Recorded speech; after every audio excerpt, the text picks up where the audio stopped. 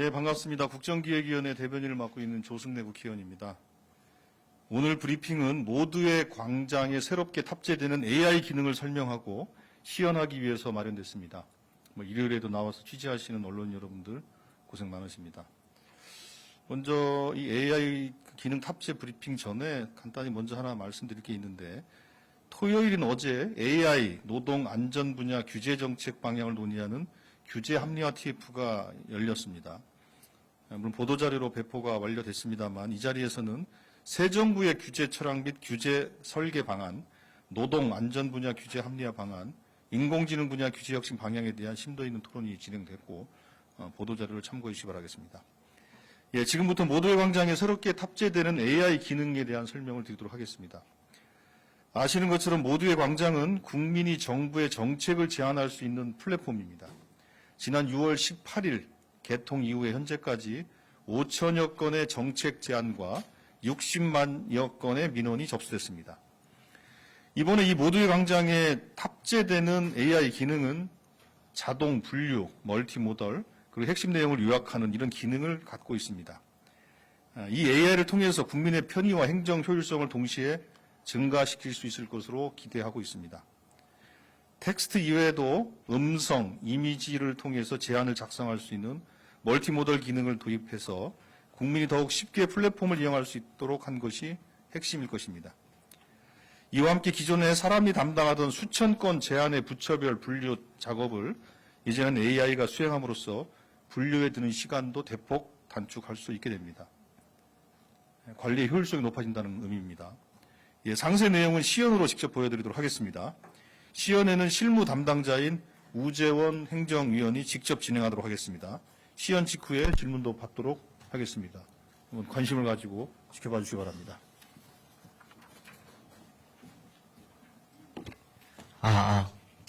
네, 그러면 이번에 모두의 광장에 도입된 AI 기능들 시연하도록 하겠습니다. 네, 먼저 정책 제안부터 보여드리도록 하겠습니다. 그래서 보시는 것처럼 모두의 광장 AI는 크게 세 가지 방법으로 정책을 제안할 수 있습니다. 텍스트, 음성, 이미지 입력이고요. 먼저 음성부터 보여드리도록 하겠습니다. 네, 그래서 음성은 저기 앉아 계신 이제 행정위원 분께서 직접 입력하시는 걸 보여드리도록 하겠습니다.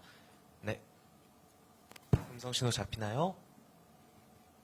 현행 폐기물 분류 체계상 깨진 유리, 칼, 면도날, 도자기 등은 재활용 불가 품목으로 분류되어 일반 쓰레기로 배출되도록 되어 있습니다. 해당 품목에 대한 별도의 안전 배출 수거 체계를 도입하고 국민 인식 개선과 수거자 보호 제도를 함께 추진해 주실 것을 요청드립니다. 정지해 주세요. 네, 그래서 보시는 것처럼 음성으로도 충분히 내용이 오류 없이 잘 들어가시는 걸 봤고요. 그 다음에는 이제 이미지 입력도 한번 보여드리도록 하겠습니다.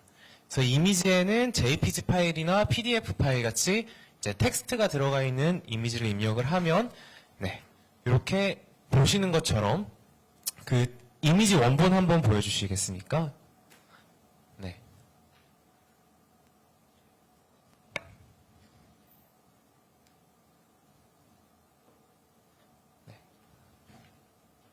네, 이런 식으로 요거는 이제 뭐 게시판에 있는 글 이제 이미지를 저희가 캡처해서 가져온 거고요. 그래서 이런 식으로 텍스트가 들어가 있는 이미지를 입력을 하면은 이런 식으로 AI가 그 내용을 좀 다듬어서 입력을 해줍니다. 그래서 뭐 조금 뭐 내용에 있어서 뭐 좀 노이즈가 있거나 뭐 정확성이 떨어져도 AI가 그런 부분을 좀 보완을 해서 좀 갈무리 된 정책의 형태로 이제 작성을 하고 있고요. 그래서 제안 제목도 작성이 어려울 수 있기 때문에 AI가 자동으로 이렇게 추출을 하고 있습니다. 그래서 이번에는 이렇게 입력된 내용들이 정확히 어떻게 요약되는지도 보여드리도록 하겠습니다. 텍스트 입력 들어가 주세요. 그래서 마찬가지로 이제 국민들이 이렇게 게시판 같은 데다가 민원 같은 글들을 올려놓은 것을 저희가 이렇게 복사를 해서 그대로 한번 붙여 넣어 보도록 하겠습니다. 그래서 요거는 이제 육아 정책에 대한 내용인데요. 그래서 이런 것들을 긁어 넣고, 네, 제출을 진행해 보도록 하겠습니다. 그래서 이제 하단으로 내려 보시면은 이 내용을 AI가 분석을 해서 이제 이 내용 안에 어떤 키워드들이 있고 이런 것들의 현황 및 문제점이 어떻게 제시되어 있으며 개선 방안은 어떻게 제안을 하고 있고 그래서 이런 것들을 정부가 이제 수리를 했을 때 어떤 기대 효과를 가질 수 있는지를 AI가 자동으로 요약을 하게 됩니다. 그래서 이것들이 이제 실제로 이제 제안자에게도 보이게 되고요. 그래서 이 제안자 외에도 이용자들에게도 어떻게 표출되는지를 보여드리도록 하겠습니다. 모두의 토론 게시판 들어가 주세요.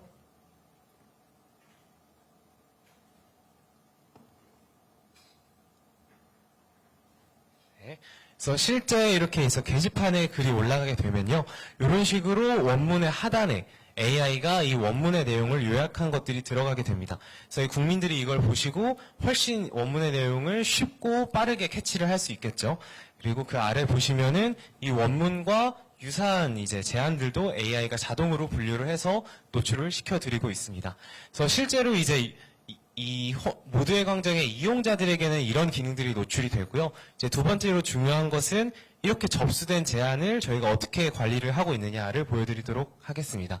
그래서 요거는 관리자 페이지를 저희가 캡처를 해놓은 건데요.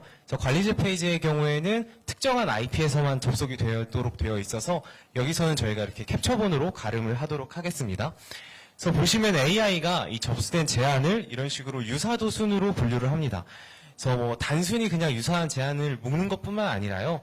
이것이 기준이 되는 제안과 정확히 얼마나 유사한지도 이런 식으로 스코어로 표시를 하고 있고요. 그래서 다음 것도 보여주세요.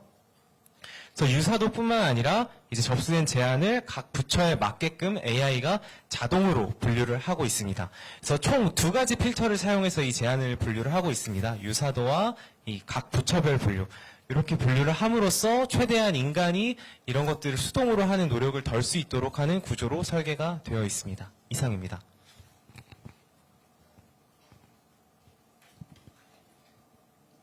네, 시연이 다 마쳐졌습니다. 혹시 이 시연과 관련해서 질의응답 있으신 기자님들께서는 손을 들어주시고 지명하면 소속과 성명을 말씀하신 후에 질의해 주시길 바랍니다.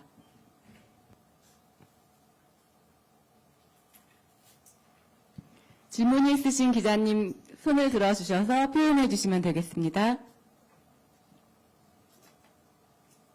네, 우리 세 번째 줄 기자님. 네, 안녕하세요. 저 한국경제신문 남정민 기자라고 하는데요. 혹시 그러니까 그 정책 제안 내용을 입력할 때 좀 더 편리하게 입력하는 수준에서 좀 더 나아가서 AI가 쓰일 수 있을지도 궁금한데요. 예컨대 뭐 접수된 제안들을 각 부처가 아니라 뭐 분과별로 좀 분류하실 때라든지 아니면 뭐 더 나아가 실제 국정과제로 발전시킬 가능성 등을 좀 봐주는 식으로 AI를 고도화시킬 수도 있는지 궁금합니다. 네, 거기에 대해서 짧게 답변 드리도록 하겠습니다. 그래서 주신 부분은 사실 이제 기존에 구축된 이제 필터링을 이제 뭐 어떤 식으로 한 단계 더 분류하느냐 차원의 문제라서요. 뭐 기능적으로는 전혀 이제 어렵지가 않을 것 같고, 그래서 저희도 분류 작업에 그런 기능들이 좀 필요하다면 어렵지 않게 도입할 수 있을 것 같습니다. 네, 두 번째 질문 받도록 하겠습니다. 혹시 추가적으로 질문 있으신 기자님께서는 표현해 주시면 감사하겠습니다.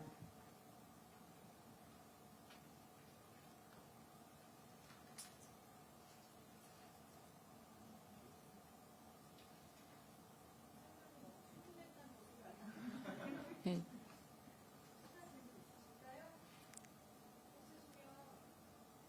네, 시연을 마무리하고 그러면 이 AI 도입 기능과 관련된 것은 마무리하도록 하겠습니다. 지금부터는 추가적으로 그 외에 다른 질문들 받도록 하겠습니다. 이제 부가에서 설명을 제가 조금 드리면 이게 어쨌든 제가 들어보니 이제 국민신문고에 현재 누적되어 있는 민원이 1억 건이 넘는다고 그럽니다. 그러니까 결국에는 이 AI가 이 관리자 모드에서 이러저런 민원들을 분류하고 또 정리하는 과정들을 거치게 될 거고, 그럼 이런 게 나중에 발전이 되면 이렇게 될 거예요. 내가 어떤 민원을 접수를 하는데, 혹은 뭐 지금 정책 제안만 돼 있지만 앞으로는 민원 같은 것도 이제 해당이 될 텐데요.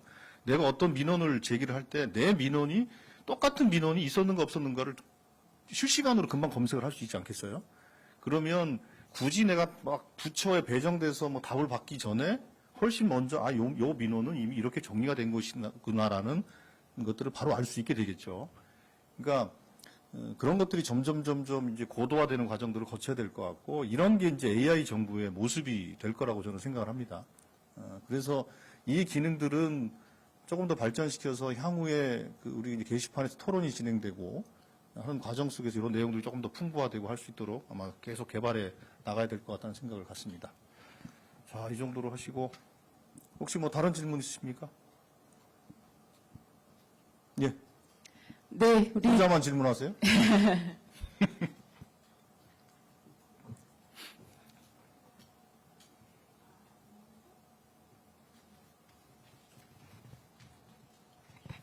네, 한국경제신문 남정민 기자인데요. 방금 또 든 게 방금 말씀 주신 이 AI 기능은 국정이 자체에서 연구하고 개발하신 건지 아니면 특정 기관이나 업체랑 협력하신 건지가 궁금하고요.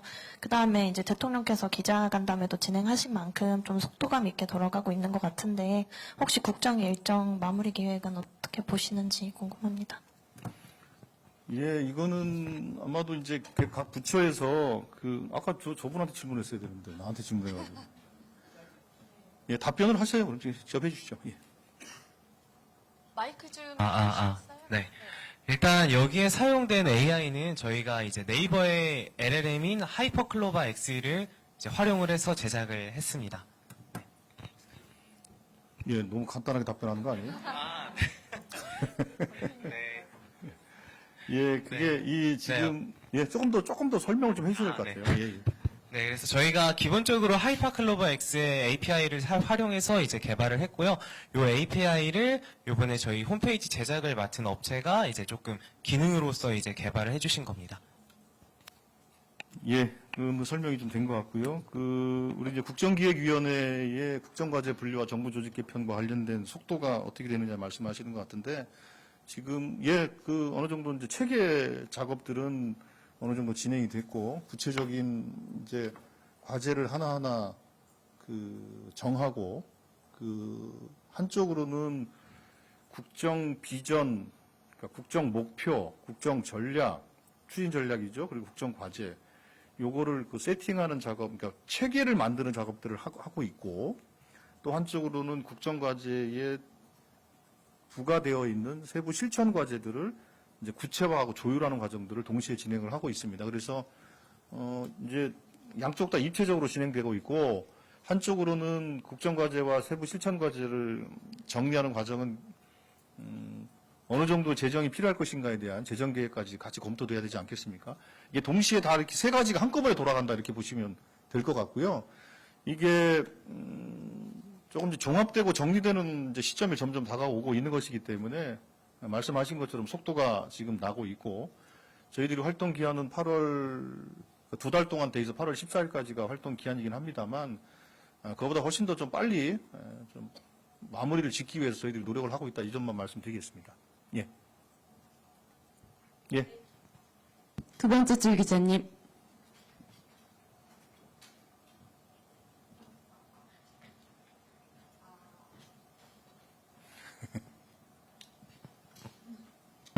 네, 안녕하세요. 원위치대 이승주입니다. 오늘 국정기획분과에서 헌법 관련해서, 개헌 관련해서 정책간담회 진행한다고 나왔는데요. 혹시 어떤 단체와 어떤 내용으로 대화가 좀 오고 갔는지, 그리고 앞으로 개헌 관련해서 국정과제 얼만큼 어떻게 반영될지 좀 간략하게 설명 부탁드립니다. 예, 오늘 뭐 지금 3시부터 이제 개헌 운동을 하는 단체와 간담회를 현재 진행을 하고 있고요. 그 단체명은 국민주도 개헌 상생 행동인가? 하여튼 좀 이름이 조금 길어가지고 정확히 기억은 안 납니다만, 그분들의 취지는 개헌의 주체가 국민이 되어야 한다. 대통령과 국회라는 헌법기관이 당연히 주요한 개헌의 주체가 되겠지만, 근본적으로는 국민들이 개헌의 주체가 되어야 되는 것이 아니냐. 관련된 이제 여러 가지 제안들을 하려고 오늘 이제 오시는 것 같고요. 그건 나중에 간담회가 마친 이후에 필요한 자료들은 저희들이 보도자료 정리해서 말씀드리는 것으로 하겠고요. 제가 금요일 날도 말씀을 드린 것처럼 대통령께서는 5월 18일 날 광주 5.18 묘역에서 기념식을 참석하고 나오면서 국민들에게 분명히 말씀을 드렸고, 동시에 그 페이스북으로 국민 통합을 위한 개헌 과제에 대해서 분명하게 공약을 한 바 있습니다. 그렇기 때문에 당연히 그거는 대통령께서 관심을 갖고 챙겨야 될 과제로 당연히 분류가 돼서 진행이 될 것이고요.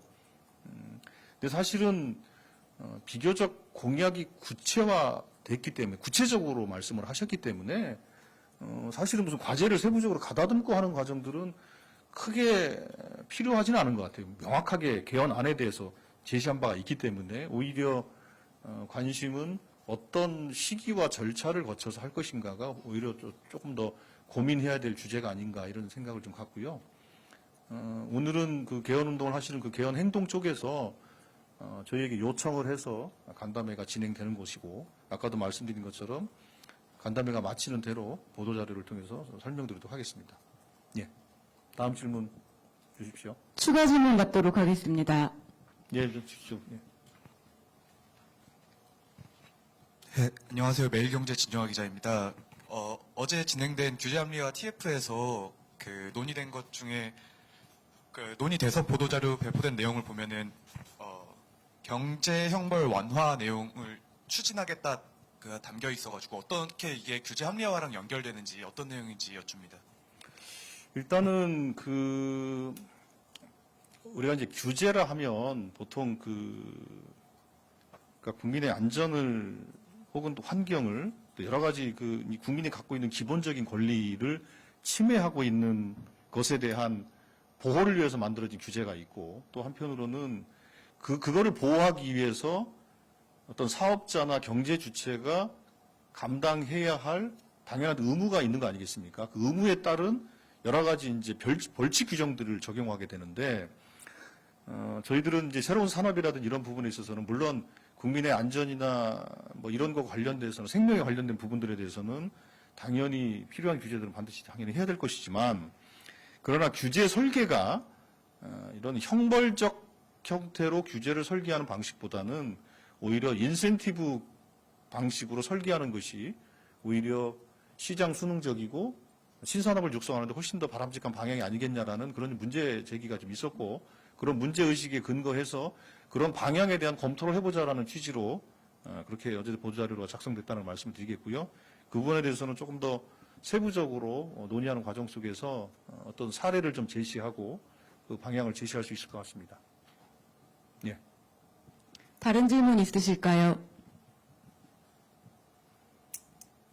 예, 이 정도 하시고 또 내일은 또 내일에 또 먹거리가 있어야 되지 않겠습니까? 그렇죠? 예. 예, 그럼 이상으로 마쳐도 되겠습니까? 예, 고생하셨습니다. 네, 수고하셨습니다.